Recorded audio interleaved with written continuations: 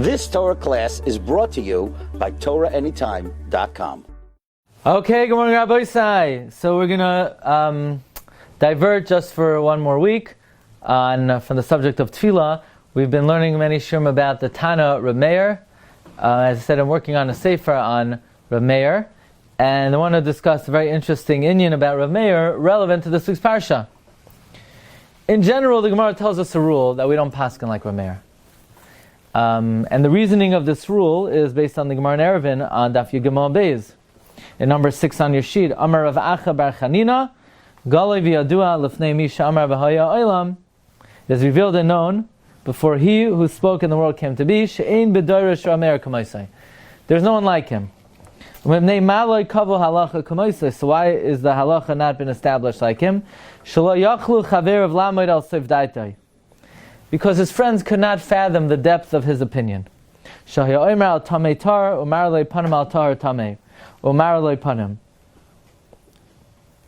other words,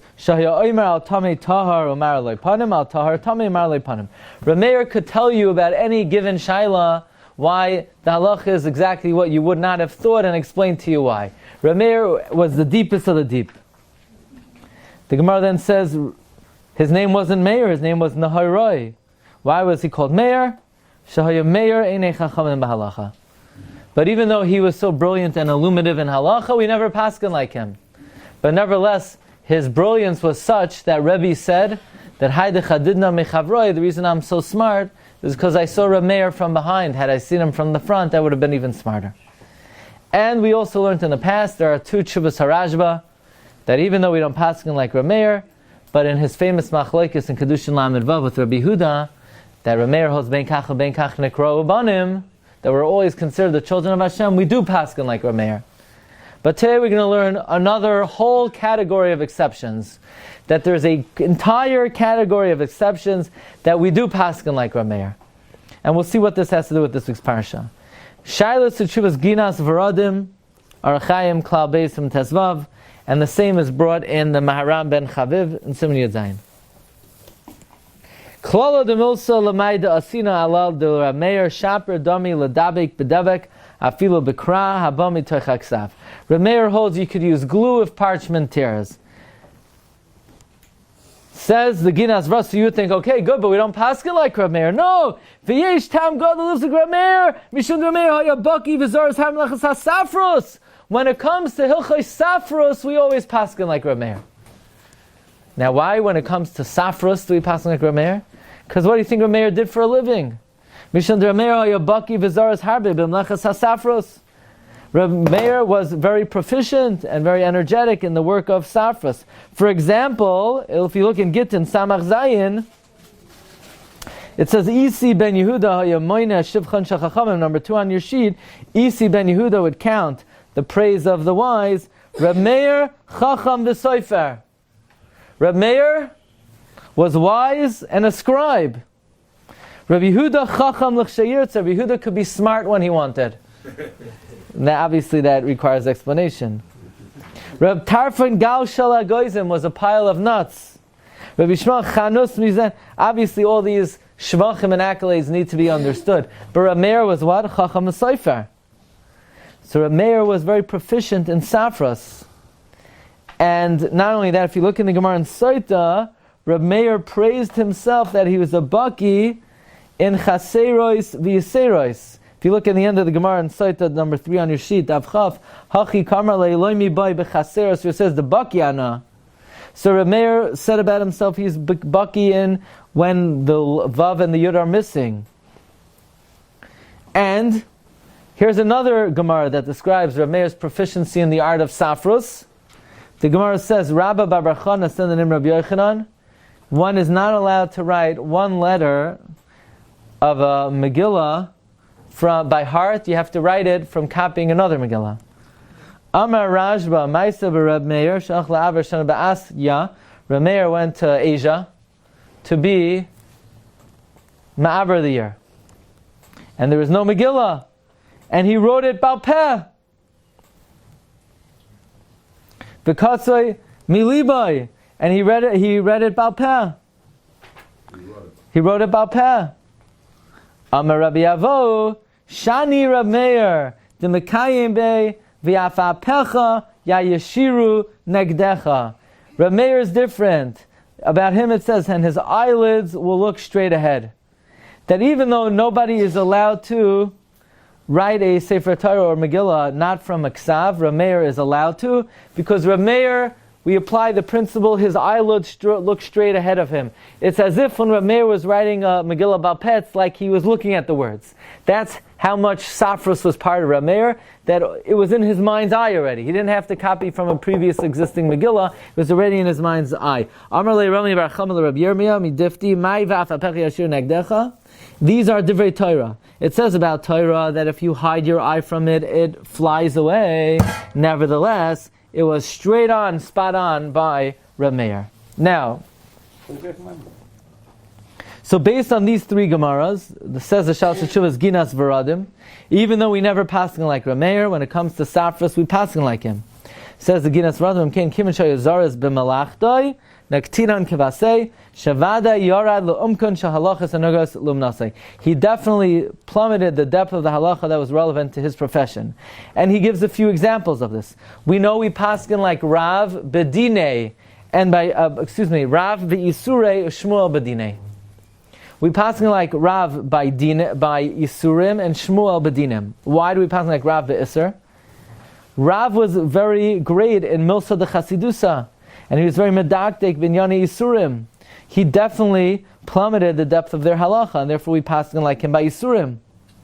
And the Chasidus of Rav was well known, and he had 10 measurements of praise and carefulness, that he did not lift up his eyes and look outside of his Da'at Amos, and therefore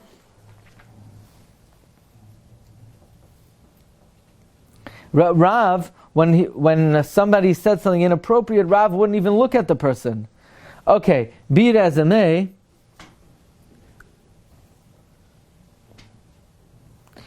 Shmuel was all of his occupation was in Mishpat, and he would have dealings with Shibur Malka, and therefore we paskin like him Bedine. By the way, the Rosh writes in Baba Kama, the reason why we paskin like Shmuel Bedine is because Shmuel was a doctor. What we learn from here is, if certain Tanoim had certain areas of specialty, we paskin like them in their area of specialty. So Shmuel was expert in monetary law, so we paskin like him in monetary law. Rav was expert in laws of mutter isser v'heter, so therefore we paskin like him isser v'heter. And Reb Meir was proficient in safras, so we paskin like Reb Meir b'safras. And he brings another example, that Reb Chanina Sgana Kohanim, even when he argues on the Rabbim in matters of the Beis Hamikdash, we paskin like him because he was a serving kohen and he was an expert in that particular area. Okay, so be it as it may, we learn from here that when it comes to Safras, who's the top gun when it comes to Safras? Reb Meir. Well, we are now about to encounter 5 of the most astounding midrashim you ever heard. Reb Meir's, and they are about Reb Meir's Sefer Torah.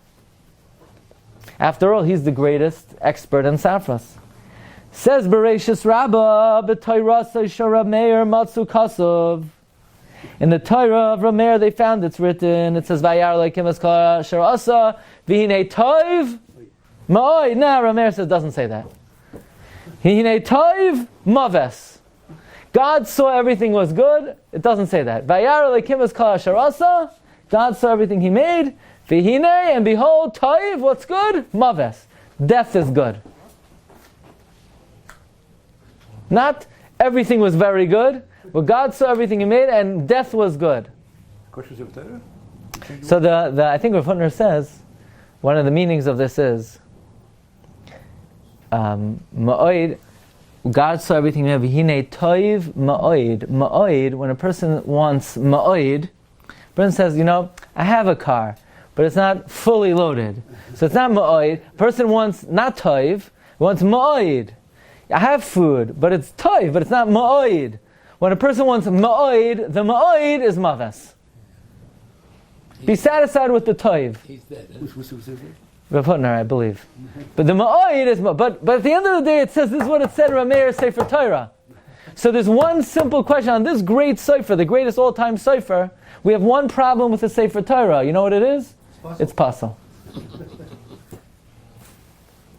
So that's the question. Now, where did he get this from? That ma'oid is maves. So the Rashash says very simple. We use atbash. So the aleph is a taf of ma'oid, and then we use something called dalet is exchanged for a vav in the atbach system, so it becomes maves. Okay, very good. You can use whatever system you want, but it's still not a kosher Sefer Torah. So the Manas Kahuna learns, no. That doesn't mean his Sefer Torah. It means the Sefer Torah Shaloi Kasav Kenal Agilyan. He made a note on the side of his Sefer Torah. Toiv Ma'oid, that al pi Jerush, the word Ma'oid could be read Maves. Maybe made it in pencil. I don't know if it's puzzle. That's the notation. Comes to Eitz Yosef. No. Tairasa Shara Meir means in his Sefer on Drush. But again, it's not Pashut. What is this Tairasa Shara Meir? After all, he's the only Sefer, by the way. I want to say a different shot. The Gemara in Megillah says that you're not allowed to write a Megillah unless it's written down, except Reb Meir, because Reb Meir, Afapecha Yashiru Negdecha. So we said he had something in his mind's eye that he copied from. That document in his mind's eye, that's not kosher Sefer Torah anyway. Maybe it's kosher that you could write a Sefer from it, but maybe in his mind's eye Sefer Torah, again, similar to his book on Drush, he had different drushos which had a little bit of a different spelling. Okay, be it as it may, this is how the Mefarshim learn that medrash. Next medrash, you ready for this? Any Sefer from Reb Meir available today? It'll be worth a lot of money. If anyone out there is able to get the Sefer of Reb Meir, please contact us. Mr. Heimowitz is going to be sponsoring it? Yeah? Absolutely. Okay. What do you mean don't pass Reb Meir? We say Stam Mishnah Reb Meir. Oh, good kasha. How can we say you don't pass like a mayor, but Stam Mishnah Reb Meir? Okay, separate subject, but the short answer is, I actually spoke about it in the shul this week, that it's a very important question. Because here's the question, as raised by the Sefer Doros Harishonim. What's your name? By Rabbi Yitzchak Isaac Rabinowitz, but not you. You ever hear the Doros Harishonim? Doros Harishonim was a Sefer written in the 1800s by Rabbi Yitzchak Isaac Rabinowitz, I'm pretty sure. So he raises this question. Rabbi Victor Miller quotes it. He raises the question like this. Rabbi Yochanan says, Stam Mishnah Reb Meir. Rabbi Yochanan also says, Halacha Kistam Mishnah. And yet, where the Gemara in Eruvin says we don't paskin like Reb Meir. So we have to understand what does it mean Stam Mishnah Reb Meir. Stam Mishnah Reb Meir means like this. Contrary to what they taught you, that Rebbe wrote the Mishnayos, it's not true. Rebbe did not write the Mishnayos. The Mishnayos were written well before Rebbe. From the times of Moshe Rabbeinu, they already had written Mishnayos. In fact, the body of Mishnah was much larger than it is today. It was about 600 times larger. It was about 100 times larger, because the Gemara in Chagiga says they had 600 Sidrei Mishnah. We only have 6. But because the hearts were getting smaller and the memory capacity was diminishing, Rebbe needed to condense. So, where's Rebbe going to... Now, the earlier Tanoim each had their version of what it said in the original Mishnah. Rebbe usually followed Reb Meir's text of the original Mishnah. That's what it means, Stam Mishnah Reb Meir. But not that that's Reb Meir's personal opinion. We follow what Reb Meir held. In other words, much of the Mishnah is the original text that Rebbe extracted from Reb Meir's version of the original text of the Mishnah. Now, whenever you have two opinions, Reb Meir and someone else, we don't follow Reb Meir. But whenever it's an issue of what is the original text, then we follow Reb Meir's opinion. Because Reb Meir's original text of the Mishnah was the majority view. Okay, that's how he explains it. Okay, next version. Listen to this. Look at number 12. Vayas Hashem lekim la'adam u'le'ishtai kas naisar vayal v'shem. God made for Adam and his wife garments of leather, and he clothed them. So God made them leather jackets. B'tayrasai shel Reb Meir matzu kasav kas naisar with an aleph. God made them garments of light. Now the truth is, what did Adam wear before he had a leather jacket? He had garments of light. He wasn't mamish arum. And if you would meet Adam on the street, it would not be an embarrassing encounter. His physical body illuminated such kedusha that it was a cloak of light. So Reb Meir says, like Moshe Rabbeinu. So Reb Meir read the Torah that after the sin even, the garments that God made him were like before the sin. Now, what would you say then about Meir's Sefer Torah? It's also puzzle. An aleph and an ayin. So what does it mean in the Torah Meir? So again, the Manas Kahuna, who beforehand learned that he wrote this on the side of his Sefer Torah, he quotes over here, he says, look what I wrote earlier. And then he says, the Rambam says, it doesn't mean in the Torah of Reb Meir. It means Reb Meir would always think about the garments of light that Adam had before the sin that were now turned to leather because of his sin. And because he thought like this, he mistakenly wrote it. You hear how the Rambam learns? Now, I don't know which Rambam the Manas Kahuna is quoting, but the Manas Kahuna says Reb Meir was always focused on the garments of light that Adam had originally, and were now turned to leather and to physicality. And by thinking about the R with an aleph, he wrote R with an aleph. Still possible, but that's how he came to do it. The Eitz Yosef says, what Torah did Reb Meir write this in? In his Sefer of Chidushim, like the Eitz Yosef said, regarding Tov Moed. There's a drush in the Yedei Moshe. He says he heard the pshat was that Reb Meir held that a kohen who has 8 garments, even if he doesn't have the Shemen HaMishcha, he brings a par helm davar shel tzibar. What carbon did Adam bring after his sin? A par. So then he was neskaper. So according to Reb Meir Shita, Adam Arishon got a full kapara, so he went back to the Kosnezar with an aleph. When it says in Reb Meir's Sefer, it says with an aleph, it means he understood that Adam returned to the level that he was originally on. But Marv Rabbi says, so far we have 2 discrepancies in Reb Meir's Sefer Torah. Me'oid is Maves. So, yeah? Or with an ayin is aleph. Let's go to this week's Parsha. You ready for this?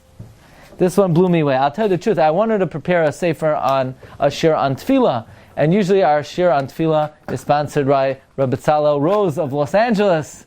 Lo Nishmas, his brother, Tzvi ben Levi Yitzchak. So this Shiur will also be L'zecher Nishmasei. But the night before I saw this medrash on this week's Parsha, and I'm very into Reb Meir lately, so I couldn't pull away. The pasuk says, Uvenei dan chushem.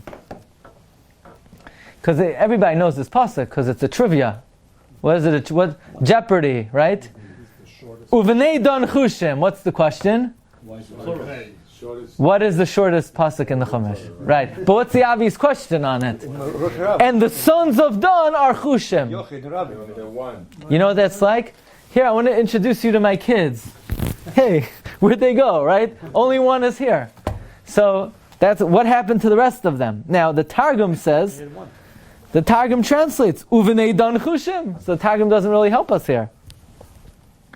Says the Gemara Baba Basra, somebody who said, my nechasim will go to my children.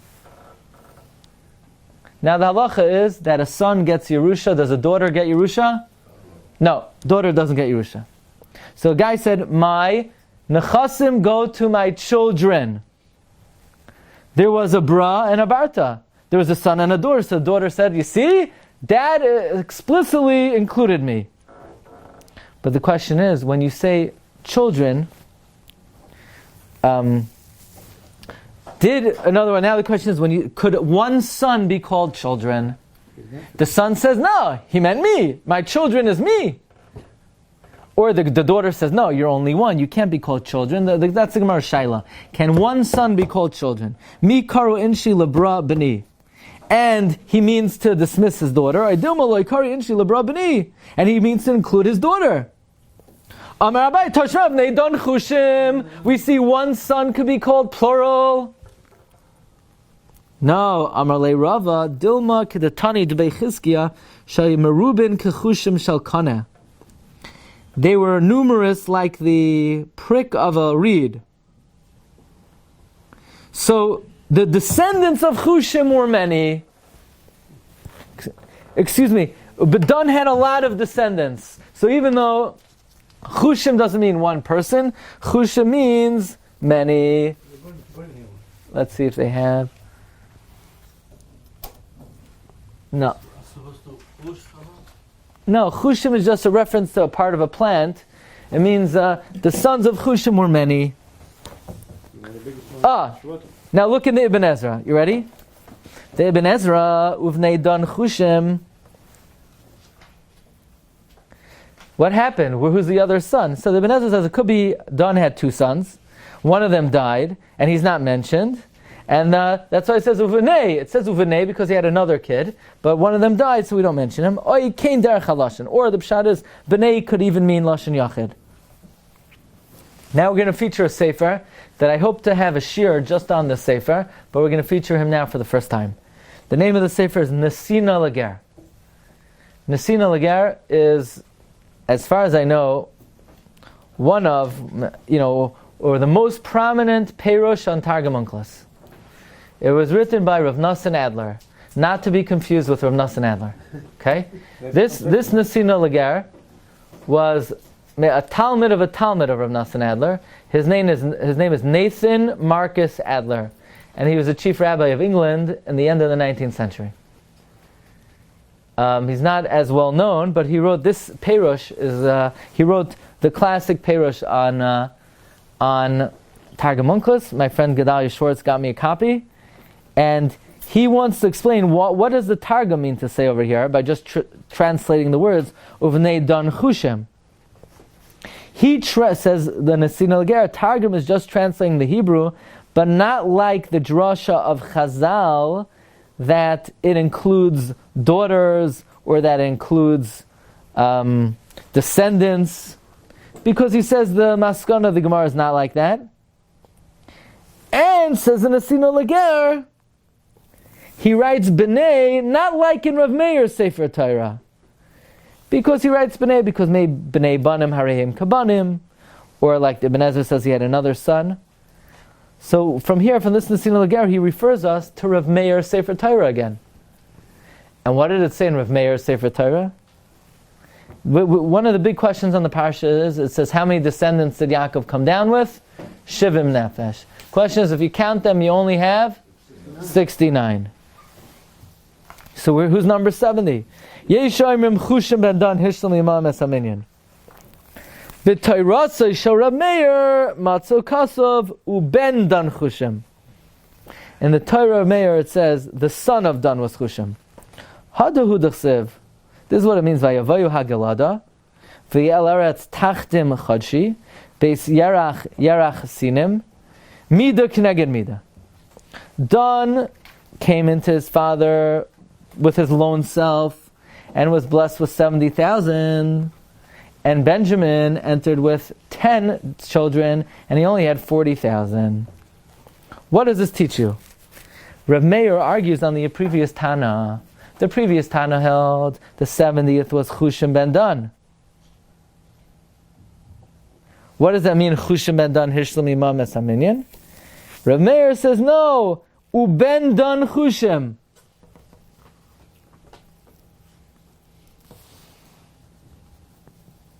Okay, so what does this mean?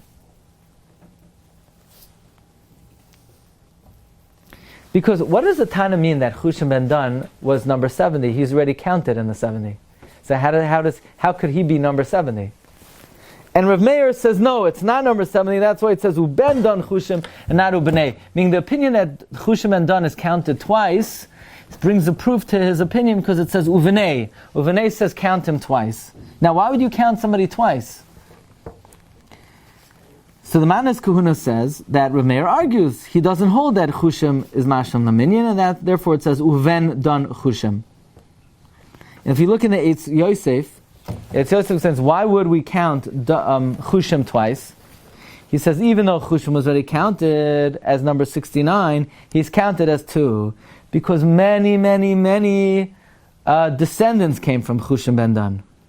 V'lazeh amar akasav uvnei Dan b'lashon rabim, so that we don't make a mistake. B'nei Dan are two. So therefore, so in other words, like this. The Manas Kahuna learns, Reb Meir holds that Chushim ben Dan is not counted again. But the Eitz Yosef says no, he holds Chushim is counted twice. And the reason why we count him twice is because he had many descendants. But so you don't make a mistake and say that there was another son in Reb Meir's Sefer Torah, which the Eitz Yosef says, again, it means his parish on the Torah, he made sure to write Uven Dan Chushim. By the way, we learn a very important lesson from here. You could have two kids in yeshiva, you know. You have one kid, you think he's in 6th grade, 7th grade, 8th grade, 9th grade, he's the smartest kid, he's the sharpest kid, everything's going for him. You think, he's going to be the most successful. And then you have some other kid, he has learning disabilities, learning challenges, maybe he's a little handicapped, and you don't think much is going to come of him. But let's compare Dan and Binyamin. Binyamin has 10 kids, they have the biggest family in the world, and after a few generations, they're from the smallest of the Shvatim. Dan, what hope was there for Shevet Dan? Dan had one kid, and the kid was on his, what is it called, the papers they give a kid. On his report, he couldn't talk, and he couldn't hear. In halach, he's not considered a Baal Seichel even. He's severely one kid who's severely handicapped. And what does he do? He only wipes out our arch enemy Esav, and from him one of the biggest Shvatim come. Who else came from him? One of the architects of the Mishkan, right? Shimshon HaGibar, from Lamate Dan, Eliyav ben Chelain, who one of the assistant of Betzalel in building the Mishkan. Okay, look in the Marzu. The Marzu, number 24 says, Shaloi hayu v'tayrasa shor Meir, shaloi hayu l'dan el ben echad, v'cholek al hana. The Marzu is Mareno Reb Zev Wolf. The Tzarachian, eich hayu tayrasa shor Meir meshuna mishar Tayras. How is Reb Meir's Torah different than other Torahs? Ach be'meder Shmuel sham kasav, b'tayrasa shor Meir, matzasi kasav, uvnei dan chushim. There is a discrepancy in the Meder Shmuel. Then in Reb Meir's Sefer Torah, it didn't say uben. No, it said uvnei. But instead of chushim with a vav, chushim was spelled without a vav. Meaning, Yitachin Shematza Kasav Sefer Torah Shalai Min Atzad Bnei Dan Chashem Perish Miloshin Chash B'Roishai, like a headache. They were cholush in their amuna. They were inclined toward pesel micha, like it says, "Vayakim lehem bnei dan es hapesel v'chein yiravam vayasam es ha'echad b'danum ha'yolam ha'yachashul malzeh." Meaning, in Reb Meir's Sefer Torah, it says uvnei dan chashem. Reb Meir says already from the origins of Dan there was some suspicion. That could be why the end of the Medrash brings in because according to the Parsha Pshat, what's Vayavoyu Hagelada V'Eretz HaTachtim Chodshi got to do with anything? Ein Shambir V'Shaychas Zakan. V'Zel L'Shoyna in the Medrash Shmuel. The Medrash Shmuel says Hadu Hudiksa Vayavoyu Hagelada V'Eretz Tachtim Chodshi Vayavoyu Dana Yan V'Savel Tzidain Hagelada Gorish Eretz Tachtim Chodshi Beis Yerach Dina Yan Mida Kneged Mida. Because they were weak in their Amunah, therefore when David commanded to count them, Yoav didn't want to do it, like it says in the Psikta. And Yoav said, I know you guys made Pesel Micha, maybe you're going to be involved in Avodah Zarah. Okay, be it as it may, there's another way to learn that, not in Reb Meir's Sefer Torah, not that it said Uvendan, but it said Chushim without a Vav.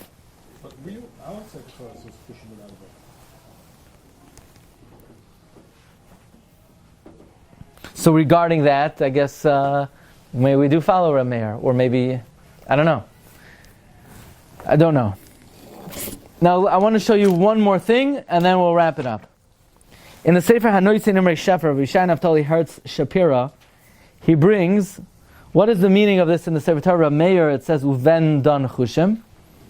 We know Reb Meir The reason why in Reb Meir's Sefer Torah it said Kas Naisar with an Aleph is because Reb Meir was always, he had his eye on the future, and in the future we're going to be on the Madrega of Adam Rishon Koydem Achet. Reb Meir was on the Madrega of Kas Naisar with an Aleph. His Torah was without a Levush. His name was Reb Neharai. There are those who learn on the pasuk Uvnei Dan Chushem that refers to Bnei Adam that judge themselves and do tshuva always. Chushim Hema Mechashim Umemaharim Zman Bias Mashiach Tzidkenu. The word Chushim you could rearrange and spell Mashiach. Uvnei Dan, those who always incriminate themselves and indict themselves and challenge themselves will bring Mashiach. That's how it says Ubnei in Lashon Rabim, to be meramis to these people. Now why is this pasuk merumas here? Because we know the Bnei Dan come first to Eretz Yisrael to fight the war of Hashem. So the remez is Ba'aram is Mibnei Dan. So he says, La'asid, we're not going to need the remez. In other words, what's this remez? Uvnei Dan Chushem. The people who always judge themselves will speed up Mashiach. And why does it say B'nai? Because there are a lot of tzaddikim who do this. But la'asid lavai, when Mashiach comes, we don't have to be merames to these people. So therefore, Reb Meir, who's already living in the future, he wrote Uben, because we don't need to be merames to those who are maybe the Mashiach, because Reb Meir, sort of, so to speak, his mind is already there.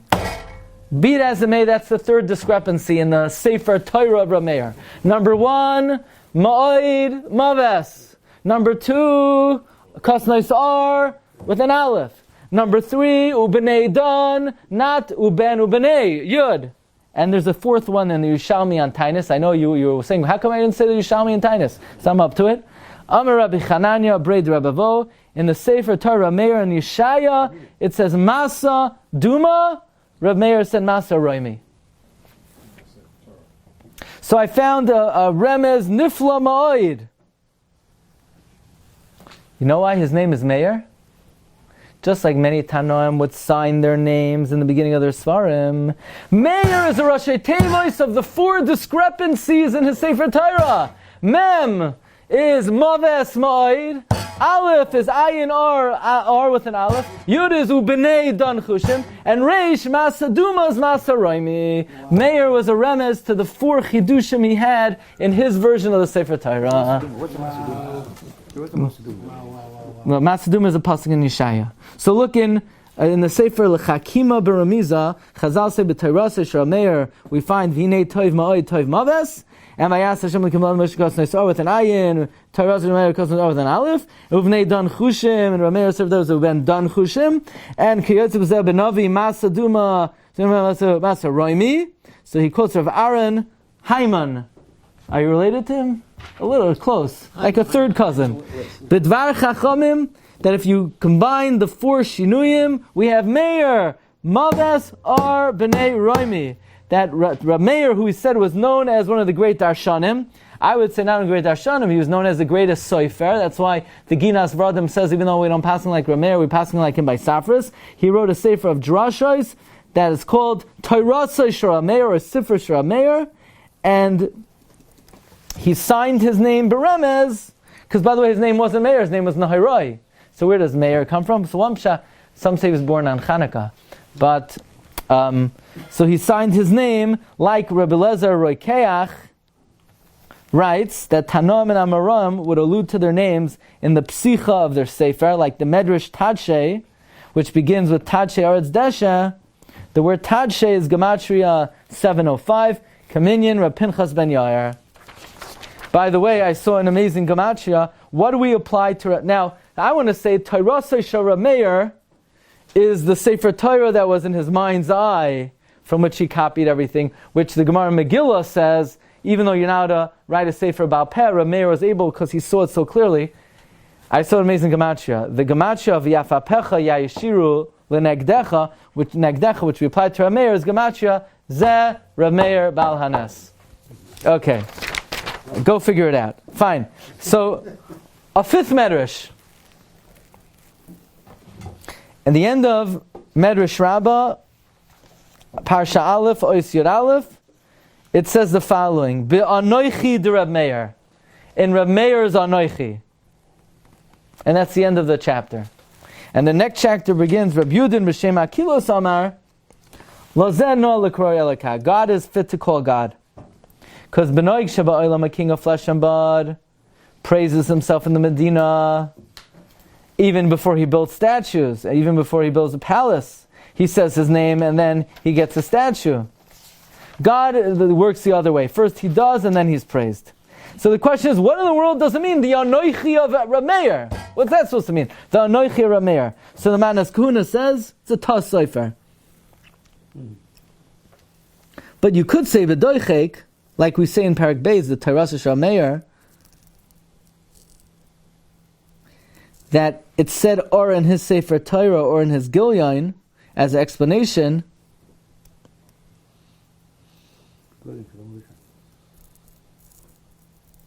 So it could be in Reb Meir's Sefer Torah, the Anoichi was written with a little bit of a different ois to be able to learn out the Drash of Yudin B'Shem Akilos. The Eitz Yosef also says the word Anoichi de Reb Meir is miyutar.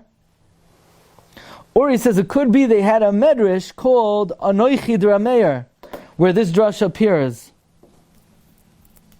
And also the Marzuz says it could be there was a medrash called Anoichi de Reb Meir that we don't have anymore. Or maybe it's the medrash Hadibrois that's where this is found. But at the end of the day, Reb Meir was a great scribe. He was proficient in Safros, and there is something called Torah Reb Meir, whether it's his Sefer Torah, or his notes on the Sefer Torah, or a Sefer of Drush that Reb Meir wrote, and it's even suggested that Reb Meir's discrepancies are merames to his name, Meir. But we should be zoicha to learn Neflois mitarasenu ad bias Gal Tzedek agun Shabbos. You've just experienced another Torah class brought to you by TorahAnytime.com.